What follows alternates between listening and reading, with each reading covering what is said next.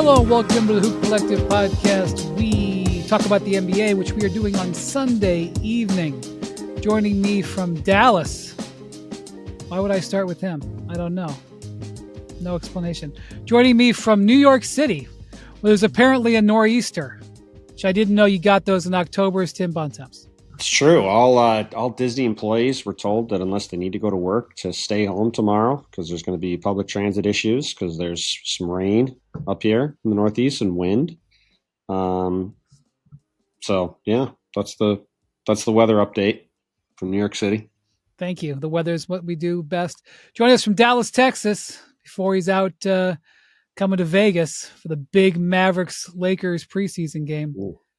There's actually a Lakers preseason game going on across the street from me right here in LA, and I elected to start the pod instead of watch the end of it. Is Ben MacMahon. Howdy, partners. I think you made a good decision there. Listen, college football update. North Texas no longer undefeated.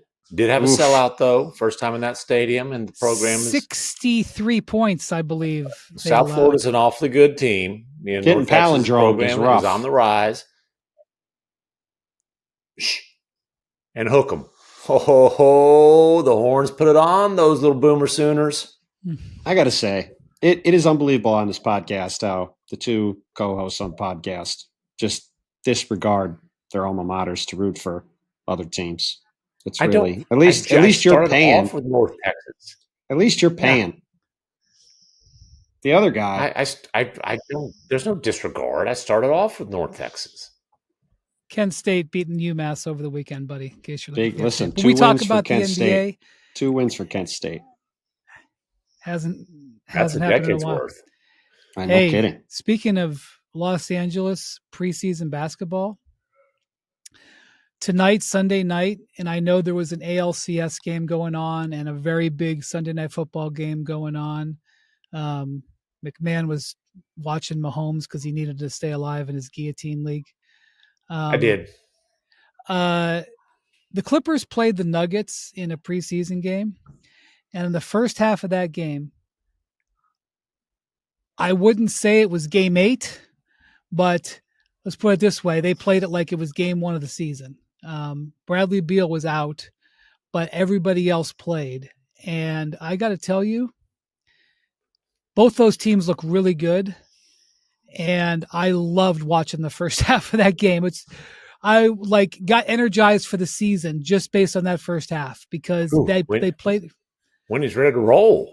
I know, I just don't care about the preseason at all. Everybody I run into here, I'm out in LA for the first time of the season and I'm seeing all the people that I'm going to see for the next 6 or 7 months. And they're all like, are you excited for the season? And I'm like, yeah, I mean, because I know how long the season is. And I know that things that you get excited about in October. He's not excited for the regular season, but he is excited for a preseason game.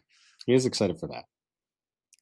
Well, I'm saying I'm not. I was just fine. I was indifferent. I was not excited nor unexcited.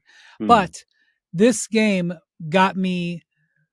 I got woken up by watching the first half of this game, and let me just say. First off, Kawhi had 17 points. That's a windy sleep update, by the way. It is a windy sleep update. Look, now we're going to read first half box scores from a preseason game. No, I don't think to anything about the box score. Kawhi looks terrific. And he couldn't hit a 3 in this game. Last game, he had a bunch of 3s. Kawhi looks terrific. I'm going to tell you something else. Okay. If it's a Zubats, let him cook, MacMahon. Just let him go. If it's a Zubats, it's going to make All NBA. Hold on, Windy. Yes, wow. It is. Wow. No. Listen, stop. We got predictions. That's a prediction by Windy. He's really. That's what I'm saying. Zubats. I love Zubats. It is a positionless ballot. I think he's right. You might be going a little strong here, buddy. Zubats looks awesome. we got. Tell me Zubats will be a top 3 center in the NBA. I'd say that's bold, but okay, we could chit chat about it. I'm telling you. Listen. Listen. The guy never makes predictions. He's getting fired up about half of a preseason game and making declarations. Let him go. Let him go. And how many preseason games have I seen? Trust me, I had to sit through Cavs Celtics. Listen, I had to watch game. the Hornets twice this week in person. Yes. Don't cry to me. I'm not crying. I'm just telling you what I saw. He's not crying. He's pumping his fists saying Zubats. LaMelo Ball took a catch and shoot fadeaway 3 early in the shot clock. Oh, so sounds like a regular season game. I mean, I watched him play twice, so basically 2 halves and a little bit into the third quarter. I think I exclaimed 5 or 6 times, "This is bleeping ridiculous," after he threw up some just ridiculous shit. There was one point where Charles Lee, I don't know exactly what he said to him, but it appeared to be something along the lines of like, "Come on, dude! Like, we can't be throwing that shot up. Let's try to take this." I saw him try to defend Cooper Flagg a couple of times. Yeah. Oh, I saw Cooper Flagg's eyes lit up pretty good when he got on there. I'll say this, though. I saw Klay Thompson try to defend LaMelo Ball. He got that assignment, and that didn't go very well either now. I have some concerns about this stage of his career, Klay Thompson and D'Angelo Russell as a starting backcourt on the defensive end. What the hell is Bontemps doing? He's having a meltdown. I tell you what, I do enjoy the temporary moments of silence from the USWB, but this is you need an IT department. Wow, all right.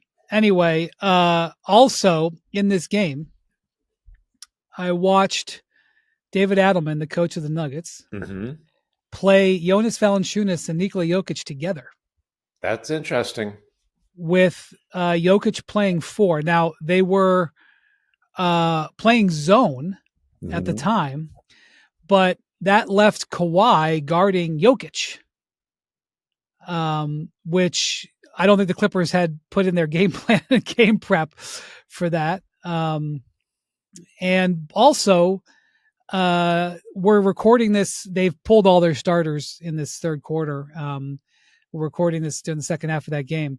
The Nuggets took like 25 threes in the first half of that game, with Tim Hardaway Jr. contributing to that. Oh, he'll let it fly now.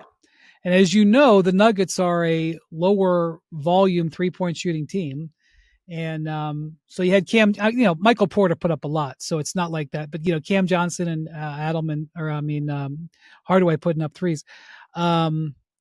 Even Valanciunas hoisting from out there. So Aaron Gordon looked really good as well, by the way. So anyway, I was very fired up by one of those very good Western Conference games that we're going to get like every day or two, if not multiple times a day, starting very soon.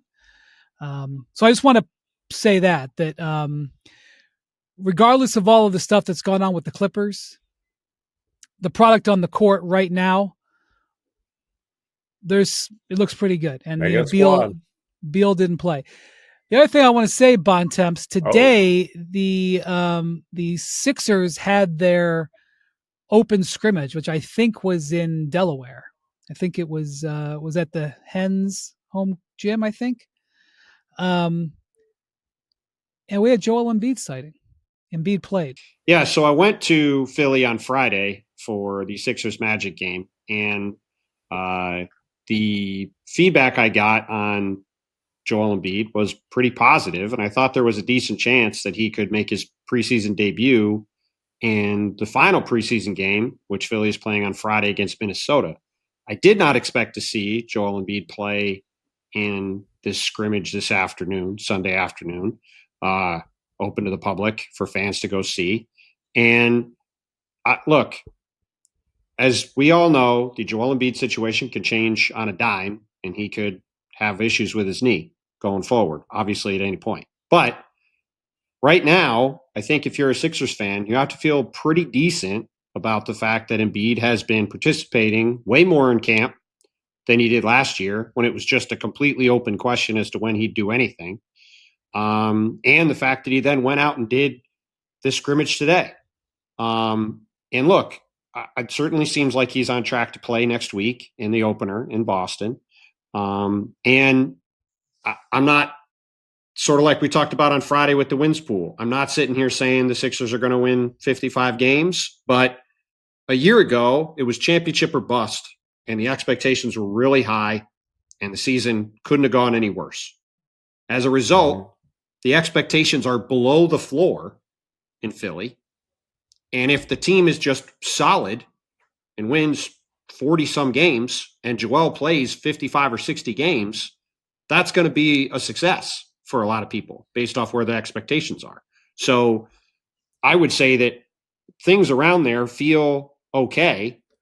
And if Joel can play Friday in the preseason finale and play next week in the opener and be on the court on a regular basis for the Sixers, like, there's at least a chance they can have a decent season this year, which, again, the whole talk all summer has just been that their whole thing is totally cooked. And if he can be out there on a regular basis, that's a big win. And I think today, while it sounded like, albeit, just talking to people who saw him, that he looked good playing today, I think the bigger thing is that he's just was willing to be out there at all in a public setting and playing, which I thought we might see on Friday, but that would be the only time we'd see him before the open.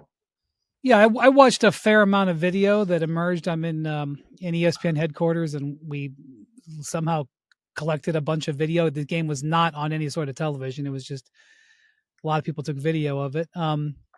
He moved well. I mean, I'm not going to sit here and analyze a scrimmage, but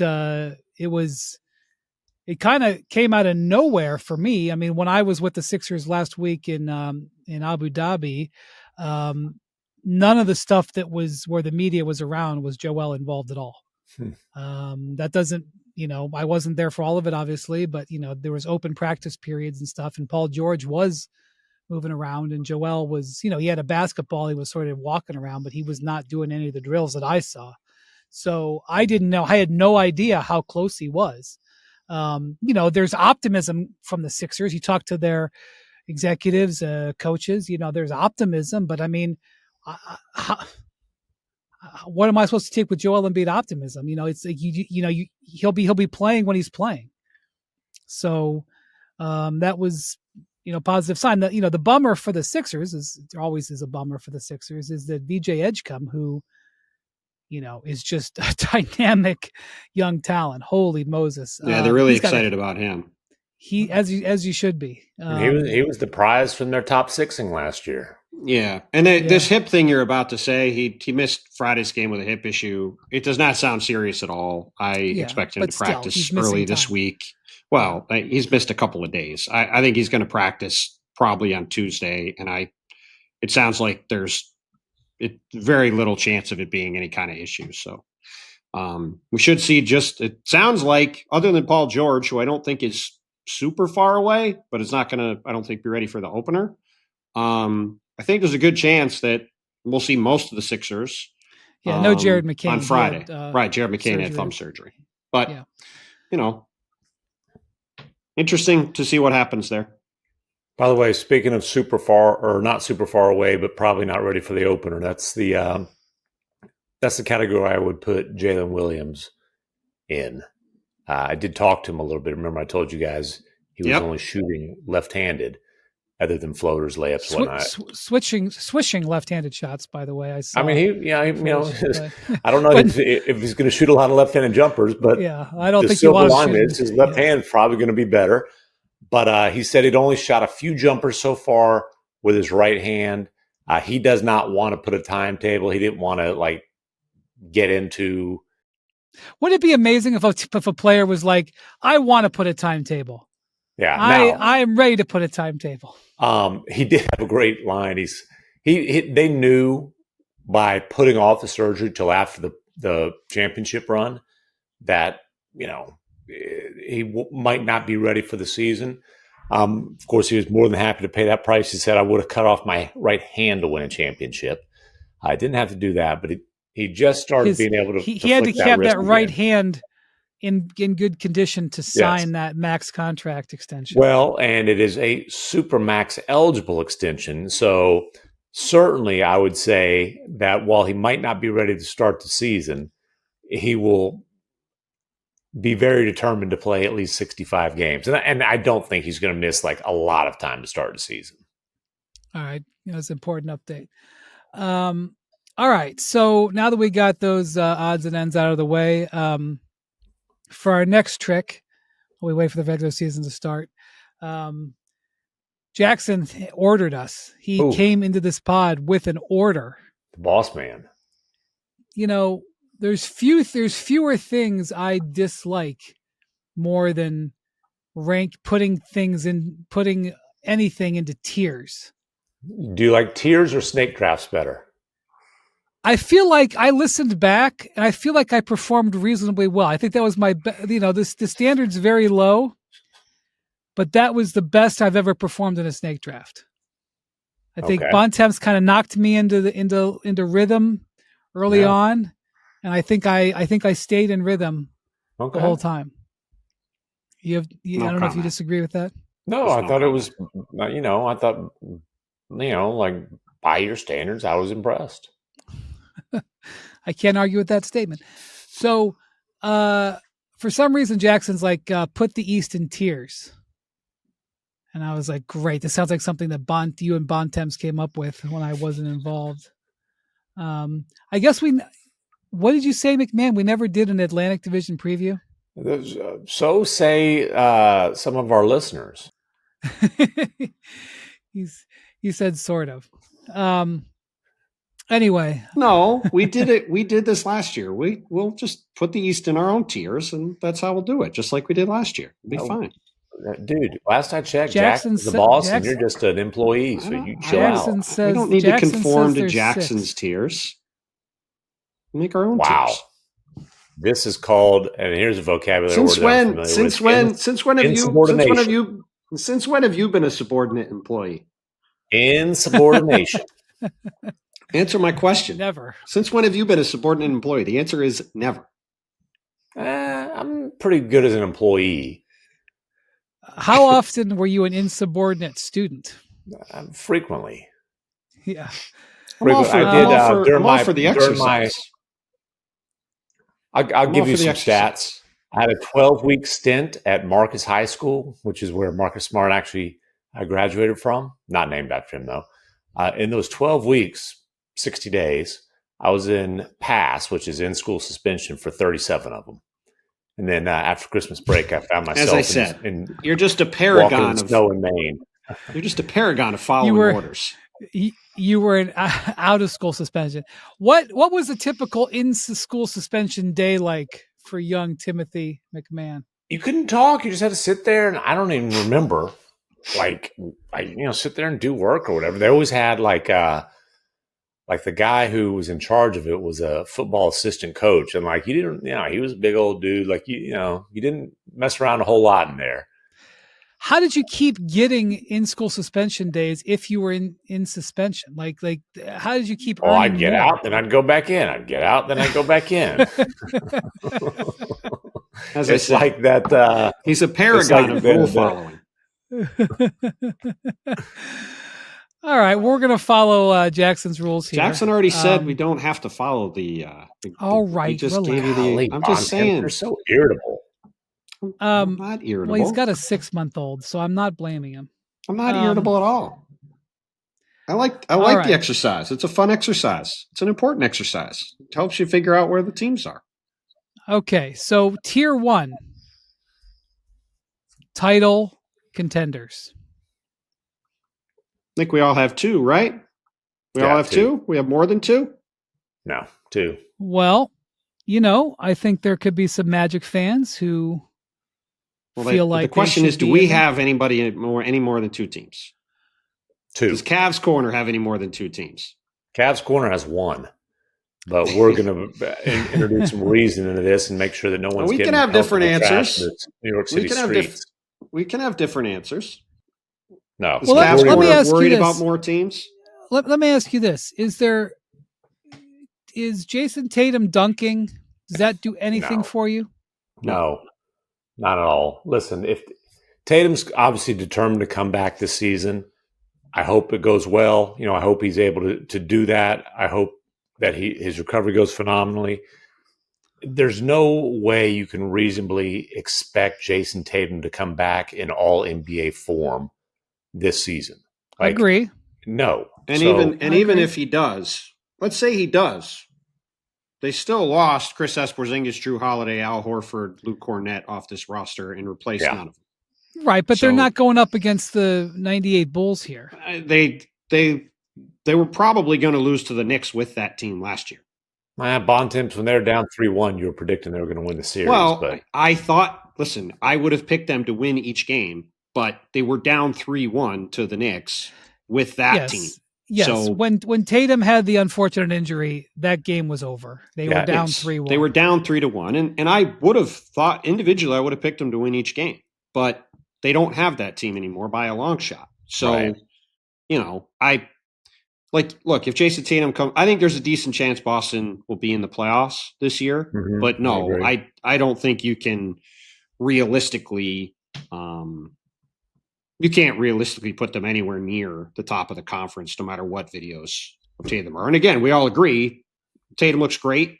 Hope he's back as soon as possible and able to play and able to look like Jason Tatum again. It'd be awesome. All right. Well, we'll see what tier we put the Celtics. 6'9" guy squeaking it's an accomplishment because he's coming off an Achilles, but a 6'9" guy squeaking a dunk in is not like some amazing feat of athleticism. And I'm also fully on the record that he should not play this season no matter what and should take the 18 months off. And I think if you look at the Celtics' actions, as we like to say on the pod, actions over words, their actions would indicate that they don't expect Jason Tatum to play either because they are treating it like a gap year. I would agree. And they're certainly not going to tell him not to keep going for it. Right. But I would agree. Of course. But I would say that the greatest recovery from Achilles in NBA history is Kevin Durant. And remember, he got about 18 months. Yep. So that's right. I'm just going to, we'll see where we end up putting the Celtics. Here's my sort of question. We haven't fully officially said Cavs and Knicks in tier 1. We all agree. All right. Let me ask you this about the Knicks. I feel like I'm going to keep coming back to this. I reserve the right to amend this, but when we get to February 1st and Mikal Bridges becomes trade eligible, will that be something that the Knicks consider or not? Because to me, that's going to be a referendum on where this Knicks team is. So what I would say is this. I don't think the Knicks make any major deals at the deadline because obviously they're determined to try to make a deal for a certain dude who's in Milwaukee that we've talked about a lot.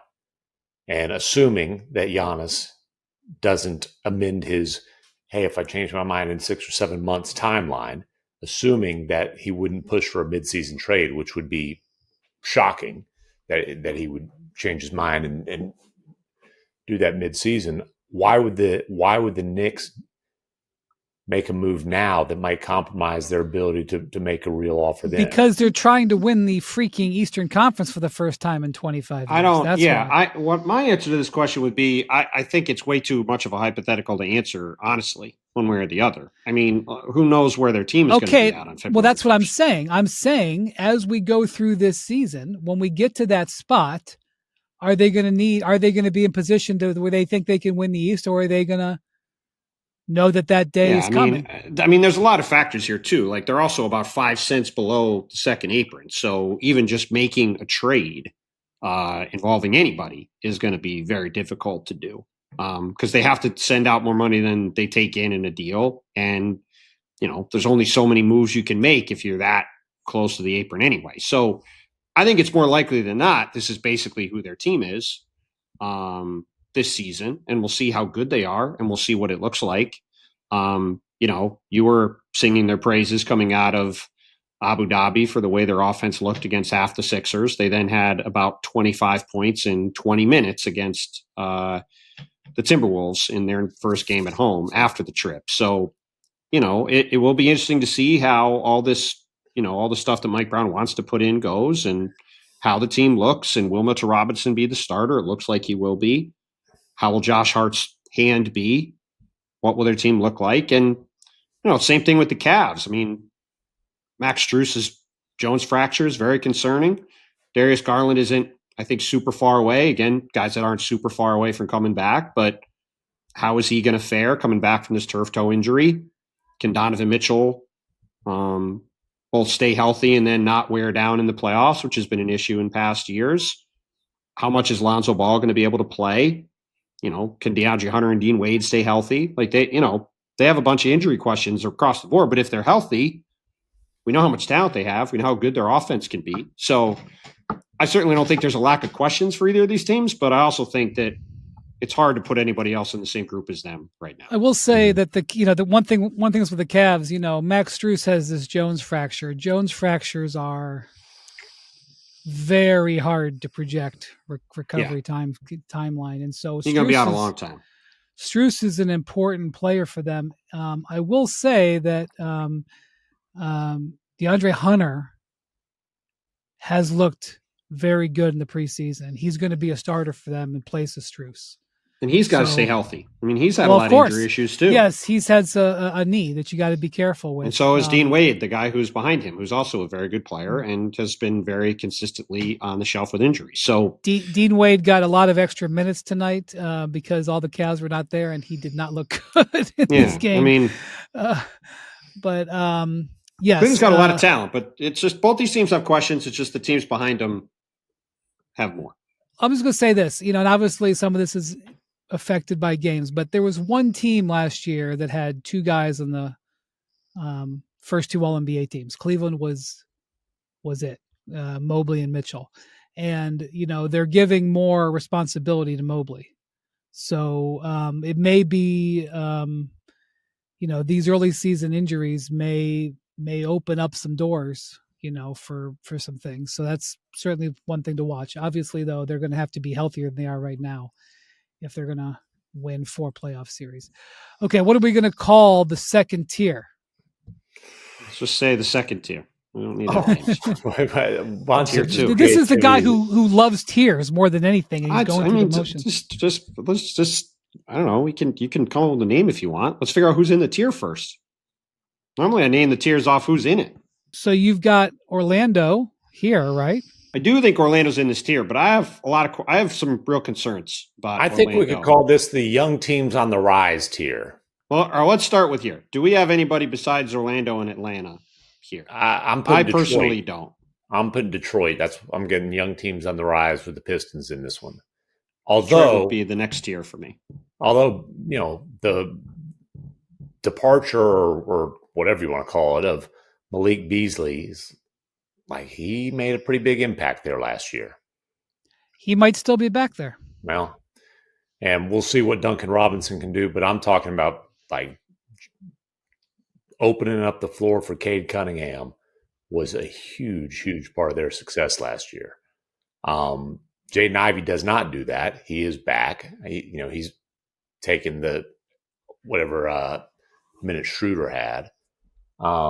But Duncan Robinson for Beasley, Duncan Robinson can shoot it too, but there ain't a whole lot of volume shooters like Malik Beasley. He had one of the most prolific 3-point shooting seasons in NBA history last year. Are you putting Detroit in this tier, Brian?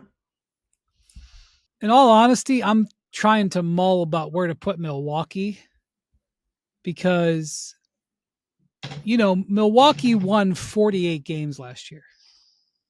Okay, how much did Damian Lillard contribute to that? Oh, yeah, well, okay. Still. Yeah. I mean, this is a worse team than that team. Yeah, I know, but how much worse? I mean, they lost an all-star point guard, didn't replace him. I'd say it's pretty significantly worse. Well, and they don't have a point guard. Yeah.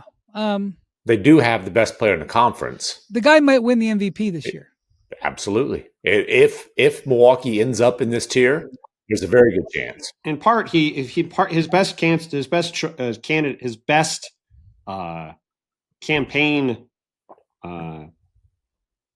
I can't think of the word, slogan to run on is that the rest of his team isn't very good. And so he has to lift so much that if they win 48 games, he kind of like when Russell Westbrook won MVP, like that that's the MVP case for Giannis. Like, not the catchiest slogan I've ever heard.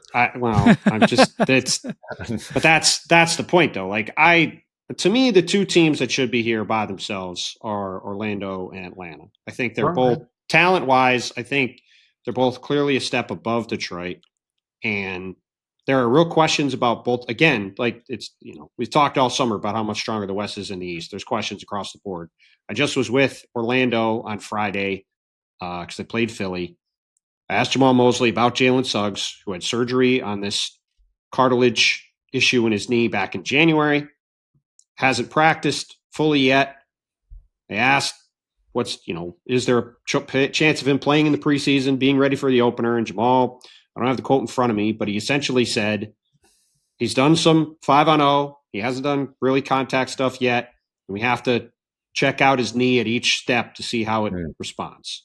That is, I would say, an extremely concerning description of a knee that was operated on many months ago, 10 days before the season, for a guy who is critical to their chances still. Because, yes, they got Desmond Bane, who's awesome, but if this team, like if they were fully healthy, I think you could make a good argument Orlando is maybe even right there with Cleveland and New York.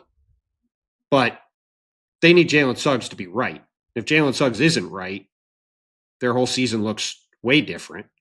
And Atlanta's got a ton of talent, but we've got to see how it fits together. And Jalen Johnson's got to be able to stay on the court. Kristaps Porzingis has got to be able to stay on the court.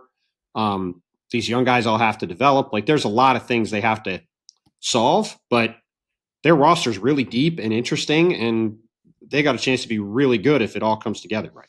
So Detroit is a situation where you wonder, did they absolutely maximize out what they could do with that roster last year? Or is there still, because they're so young, is there still room where they're going to rise again this year? I don't know, but I'll tell you that looking at Cade Cunningham, wagering on him still being ascendant is not unreasonable. Oh, and so listen, Jalen Duren doesn't get nearly as much attention. He's not going to put up the numbers Cade Cunningham does, but Jalen Duren is a guy who's been awfully productive, and he's a big-time ascending talent, as is Asar Thompson. They've got some young guys other than Cunningham that are awfully dynamic athletes, and have been on the floor now in a playoff series and belonged. Atlanta added bona fide veteran players. Kristaps Porzingis, assuming health, bona fide veteran player. Nickeil Alexander-Walker, bona fide player. Not that Luke Kennard is a difference maker, but like that's a rotation player that you know what he's going to do. He's going to shoot 40% on high volume threes. Yeah. So if you're going to say to me, I believe in Atlanta, I'm saying, okay, I got it. Trey is a bona fide player, and Jalen Johnson is still, that's where they're going to lift their team. And, don't forget, Zachary Ricochet had a really good last quarter of the season, and you're expecting him to go. So, I'm with you, Bontemps, on having Atlanta there. I'm debating about Detroit and Milwaukee. I'm sure, Milwaukee thinks they're there, because if not, they would have looked at this summer differently, but they seem to think that they're there, that they're in that tier that's right below.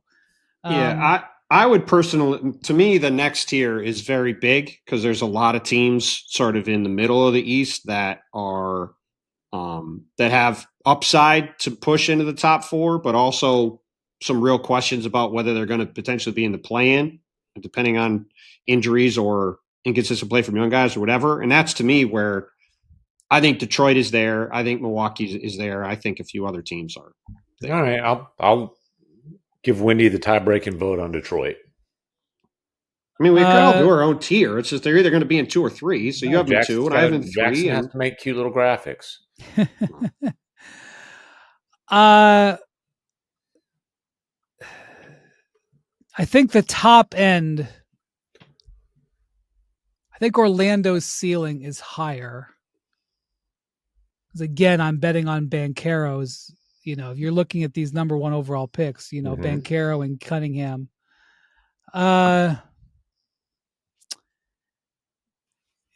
Don't give me wishy-washy, windy. Make I'm a going to damn include declaration. I'm going to include Detroit.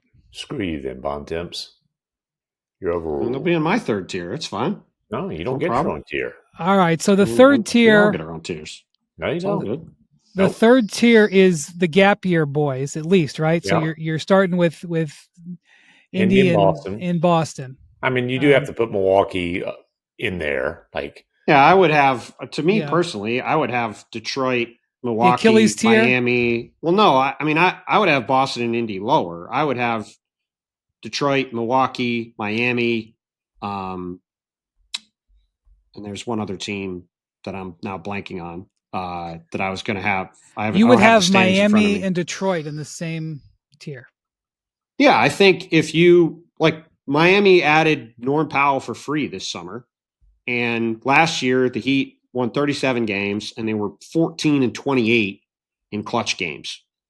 If they're 500 in clutch games, they're a 45 win team last year, and I think they're going to be better. You also this year. realize that their all-star is going to be out for a while. you just did bad math, but that's okay. Go on. 44 wins. Okay.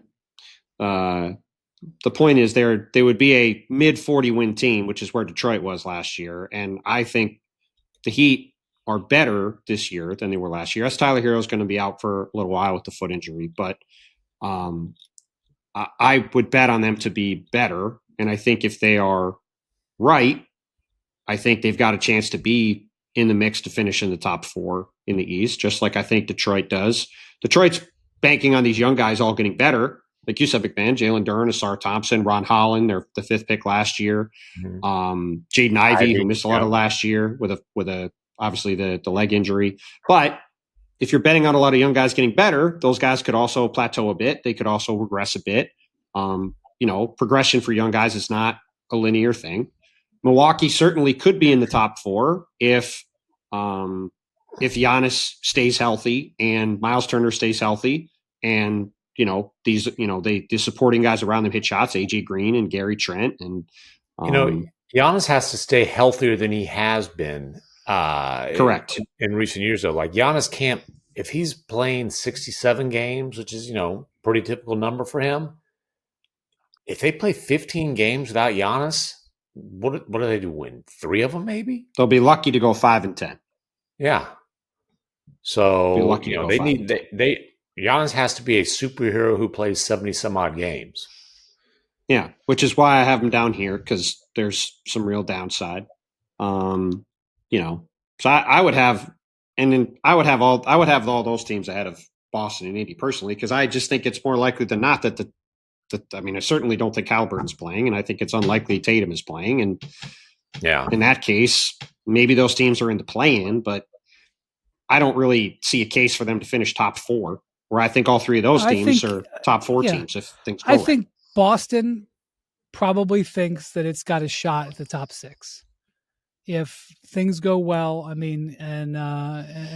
maximize their situation, they probably think they've got a shot. I mean, I've talked to this. I saw the Celtics last week. I mean, I know that's Joe Mazzulla's thinking and belief, and I know that's what they're going to attempt to do. They also have, they have a very unproven, to put it charitably, center rotation. And again, like they're a lot like Milwaukee to a degree. If either Derek White or Jason or Jaylen Brown misses any games, they're suddenly very, very, very light on the wing and in scoring. If that happens, you reevaluate. Okay, so this is the shot at the top 6 tier. Then, are we including last season's top 6ers in the shot at the top 6 tier?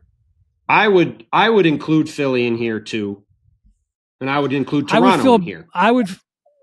Wow, this is a gigantic tier. Well, that's what I mean. He's got the whole conference in here. Well, how many tiers you want? Jackson's got 6. That's too damn many. I don't care about Jackson. That's where Bontemps is trying to take over.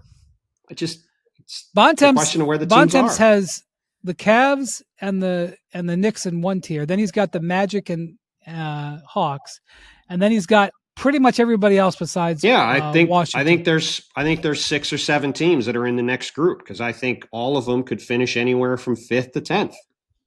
Like they all have the, like Toronto. Toronto has we're not added Toronto on this tier.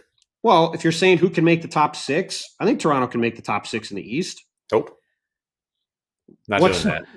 Toronto? I mean, I think Toronto's got a chance to easily be better than Milwaukee or Detroit or Miami this year. Dude, They've got you've been drinking Molson, haven't you?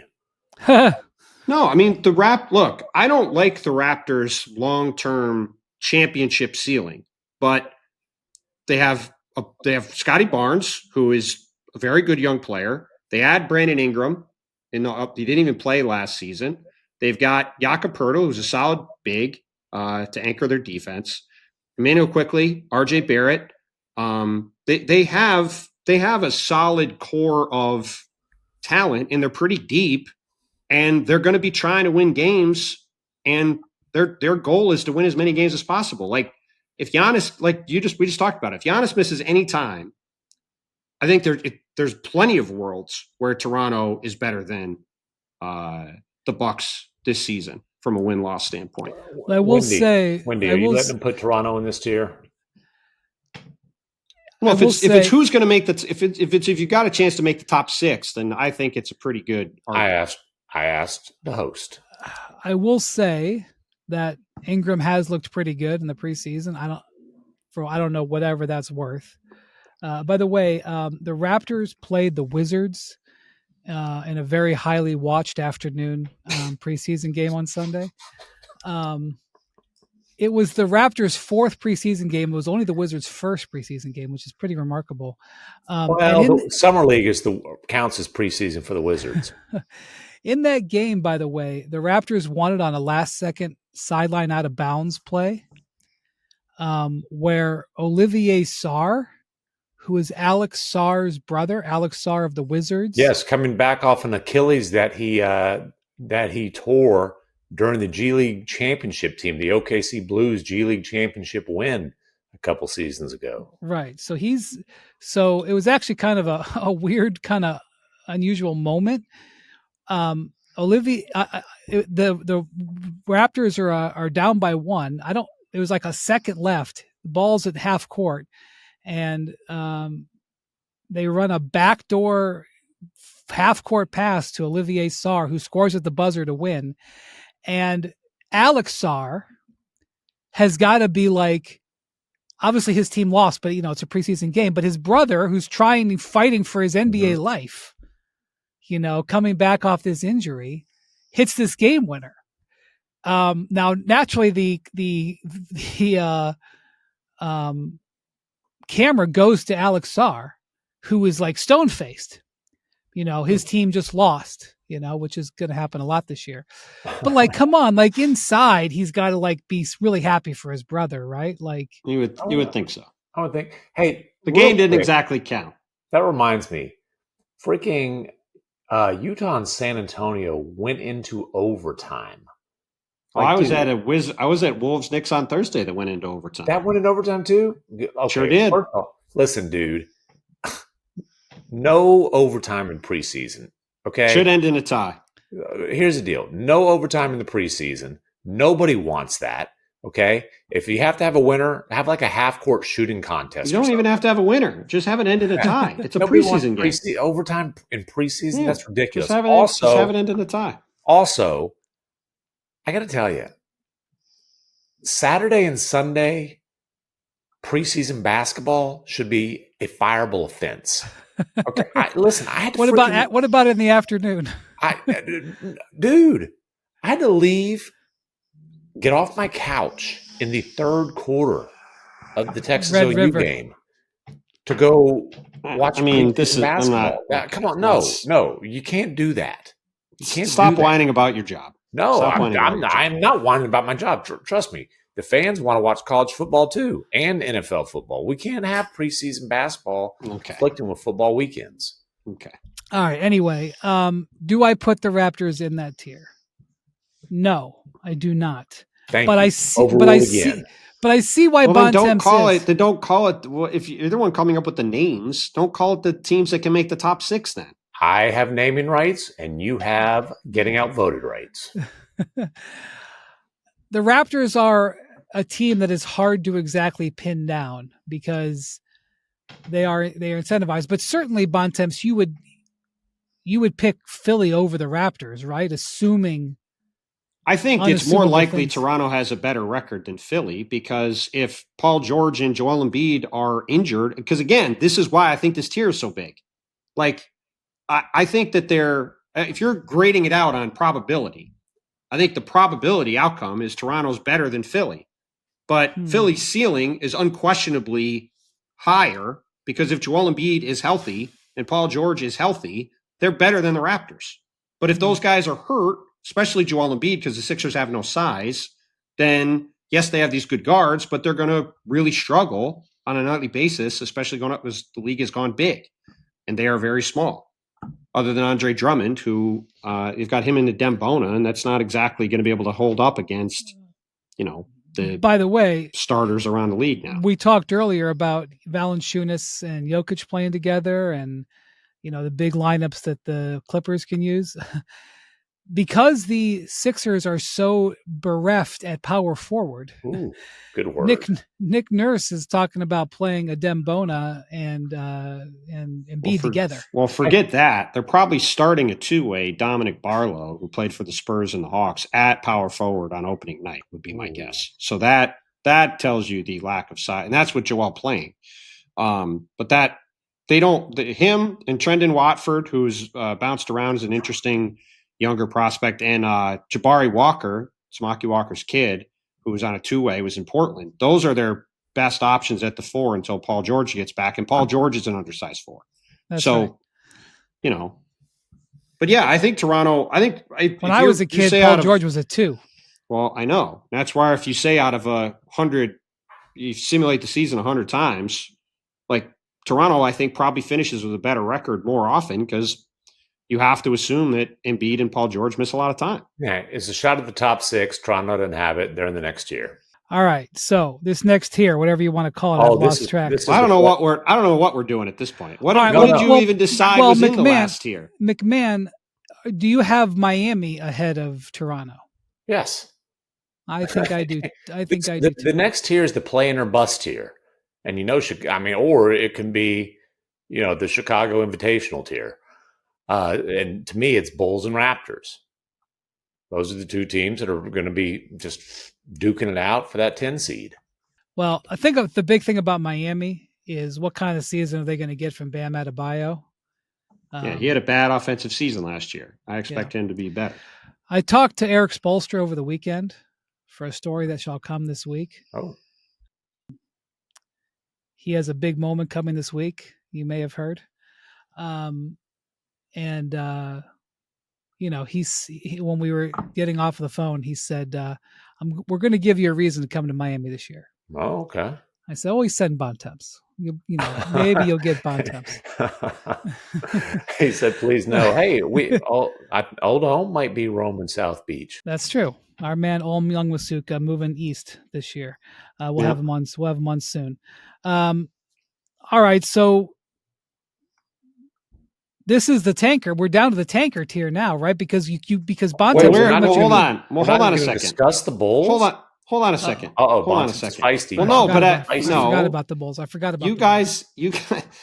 I know, real talk. I said a whole bunch of teams were in the 3rd tier for me. Okay, here's but you guys didn't. I'm just saying, you guys didn't you didn't do anything with Indiana. You left out a bunch of teams. No, I had Indiana in that. I had Indiana and Boston there. I was asking because you never said.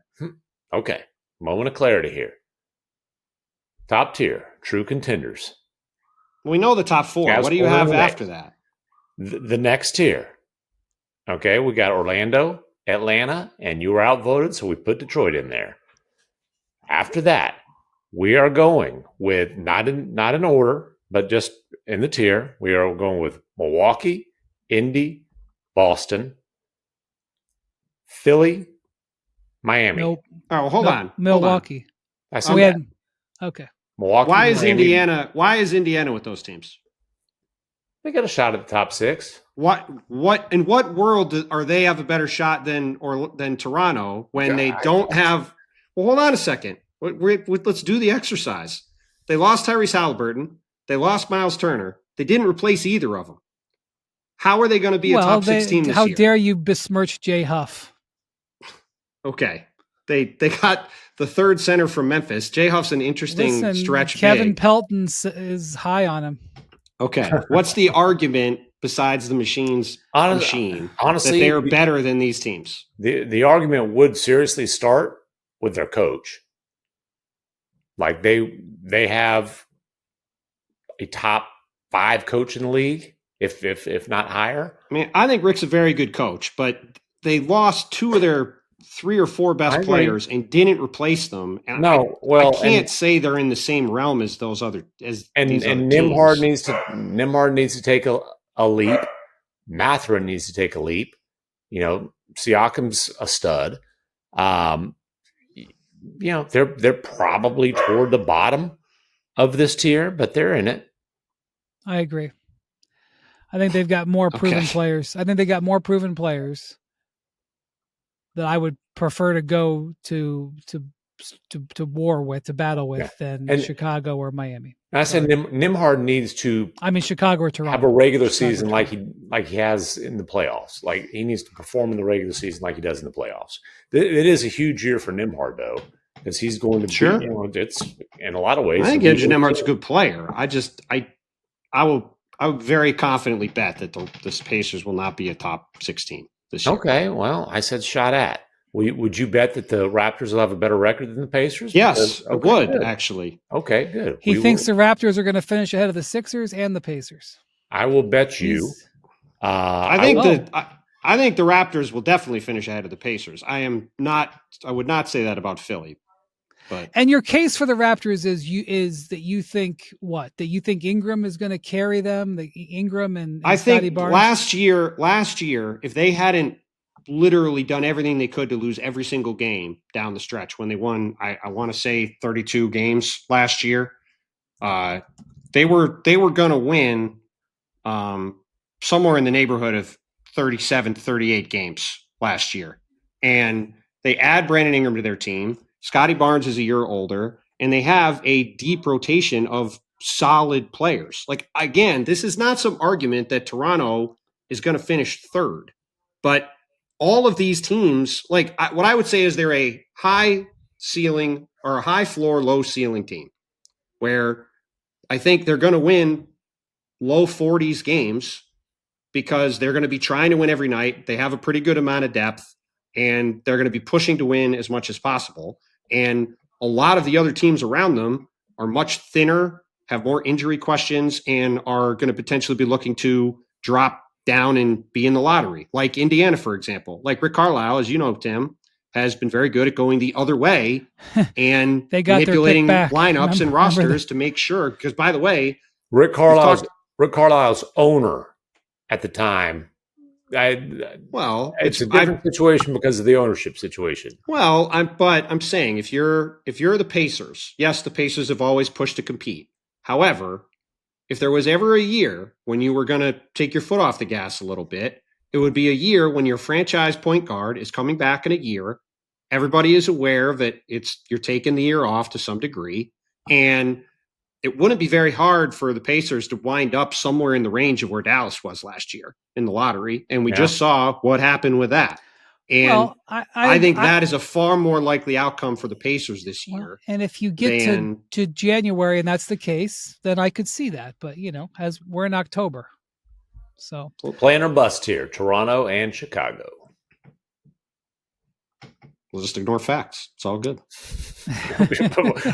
Let's see. The facts are, let's see here. Chicago had the last play-in spot last year. Chicago obviously should just be in their own tier as fighting for 10th, which is what Chicago has done in perpetuity forever and will be doing again, I'm sure, this year, despite their What a great slogan. The 25-26 Bulls, fighting for 10th. I mean, the real question is, will the Bulls finish for what I believe would be an NBA record 4th straight year with either 39 or 40 victories? Everybody got definition of everybody got extended, dude. So, and like Bontemps, you of all people, you are the durability police. And you're all sky high on Brandon Ingram. Brandon Ingram has not played 65 games since his rookie year. I am not sky high on Brandon Ingram, but I think adding Brandon Ingram to the Raptors, I think, is going to make them a better team this year. And they were already a team that last year was going to be a mid to high 30 win team before they tanked the final 2.5 months of the season as hard as you could possibly do it. Got him the 9th pick. Yes. Something like that. And it got him Kyler Murray Boyles, the 9th pick in the draft. So, well, all right. They just have a lot of okay players. At the bottom.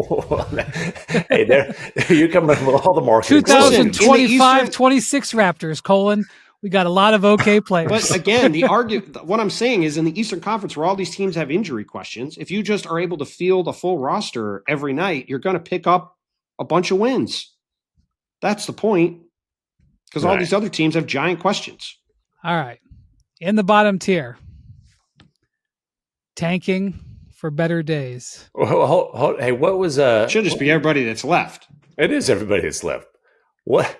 How about this quote from Brooklyn's owner? Yeah. Hold on. You said it says. Let me find this thing. I mean, this was amazing. I mean, look, Joe Tsai just said what everybody knows, which is, but you can't say this. This is a finable quote. This is from. I don't think it is. I did not think it was a finable quote personally. We have one pick in 2026, and we hope to get a good pick. So you can predict what kind of strategy we will use for this season. Yeah, the strategy is they just drafted 5 first-round picks. They're going to play them all, and as a result, they're going to lose games and play their young players. Their strategy is yes. Let me clean this up. They're tanking. Let me clean this up a little bit. Joe Tsai, the Brooklyn Nets owner, was on a podcast, the All In podcast. Okay. And he said, well, I have to say we're in a rebuilding year. We spent all of our 2025 picks, and we had 5 first-round picks this past summer. We have 1 pick in 2026. In other words, they had 5 last year. This year they've got 1, and we hope to get a good pick. So you can predict what kind of strategy we'll use for this season. Well, and also they don't have their own pick next year.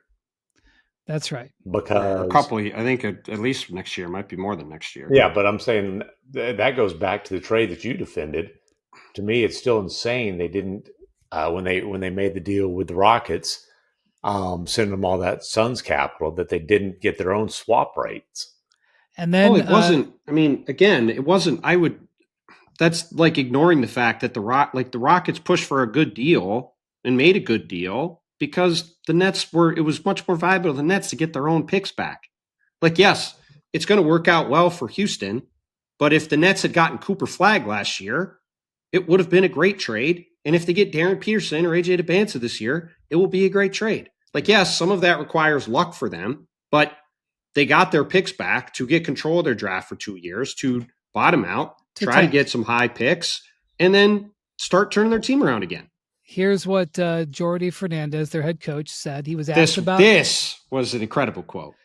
Yes, if Jordi's coaching career, which is going very well, if it ever bottoms out, he could become a lawyer, because Jordi Fernandez was asked about the Joe Tsai quote about basically admitting they're tanking, which everybody knows, but you're not allowed to say. Right.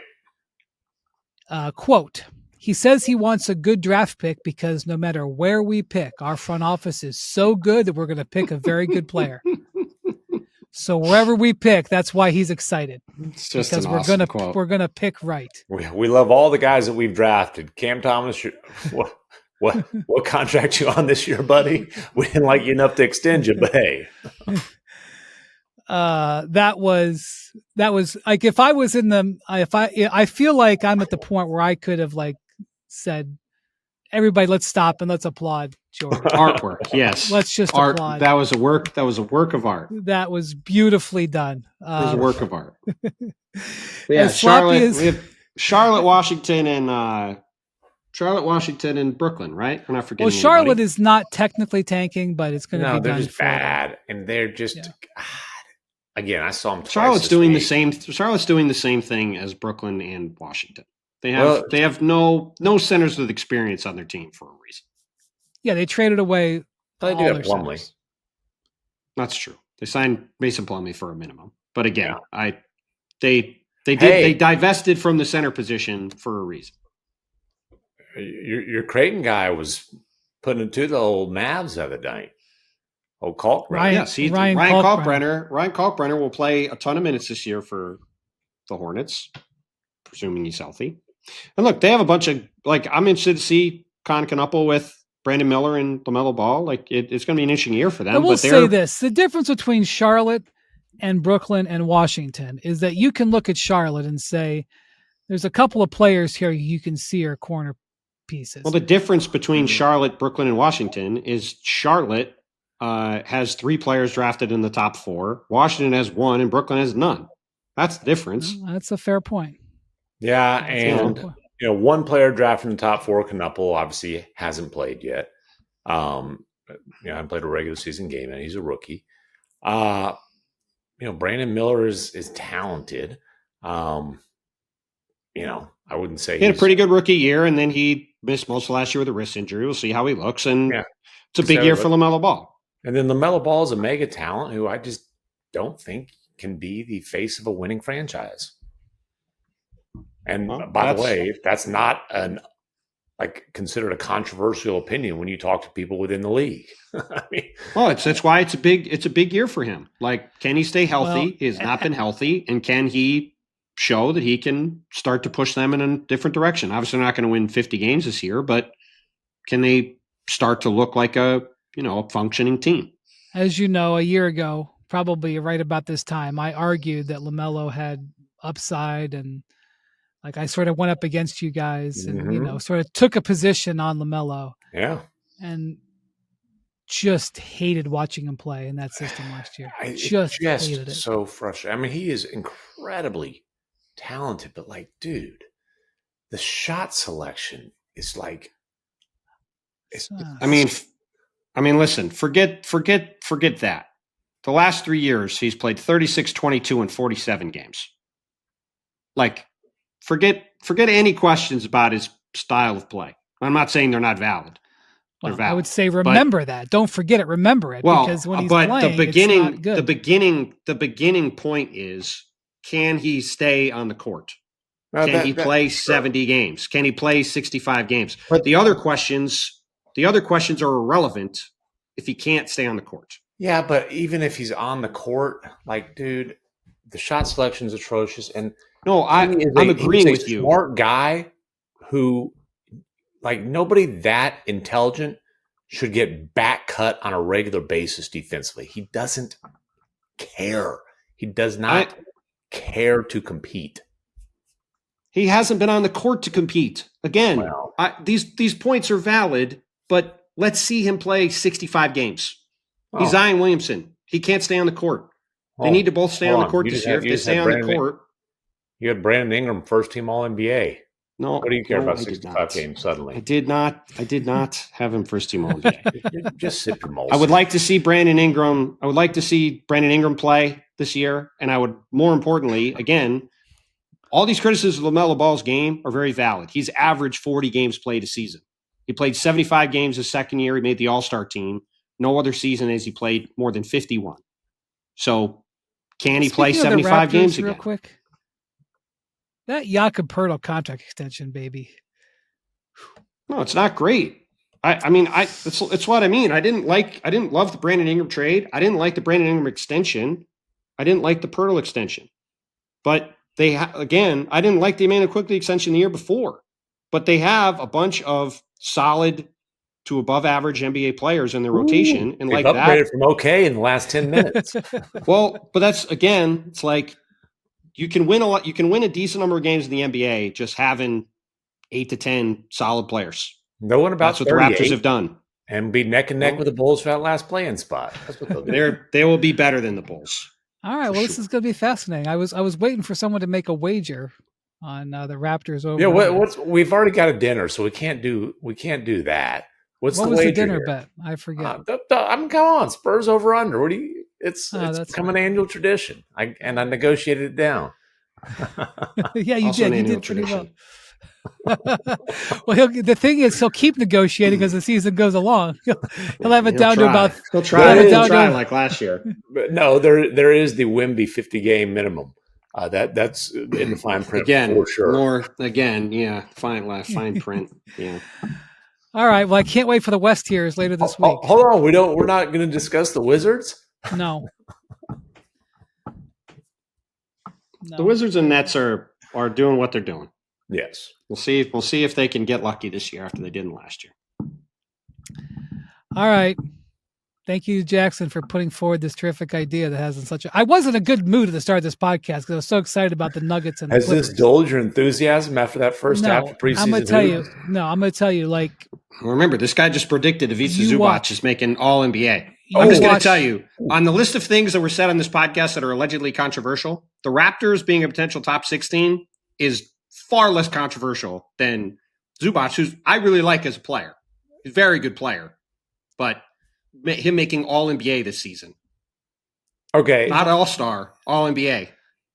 Okay, here's the deal. If Zubac is not all NBA, Wendy, you have to take one coach flight to Los Angeles. From where? From one of your LA flights after the season, one of your summer LA flights. There's a negative percent chance that's happening. Negative. Listen, this man does not fly coach anywhere. I was very, very happy about watching. I was very, very excited about watching Zubac in this game. He looked absolutely. Yeah, he's great. Player. I love you making a prediction, buddy. It's great. Let's go. Yeah. More predictions. Predictions are fun. All right. West tier's coming later this week. So we're back on Monday, Wednesdays, and Fridays. Ooh-wee. All right. Thank you for watching, listening to Hoop Collective. Thank you to Bontemps and MacMahon. Thank you to all of our fans in Toronto who are going to just... they'll still be mad. They're going to love Bontemps. They'll still be mad. They're mad at me for unrelated reasons anyway. I've got myself in trouble with all Canadians. They're always... The Raptors... We love the Raptors fans, but they're always upset. That's enough from you, MacMahon. All right. We'll talk to you later this week. Adios, amigos.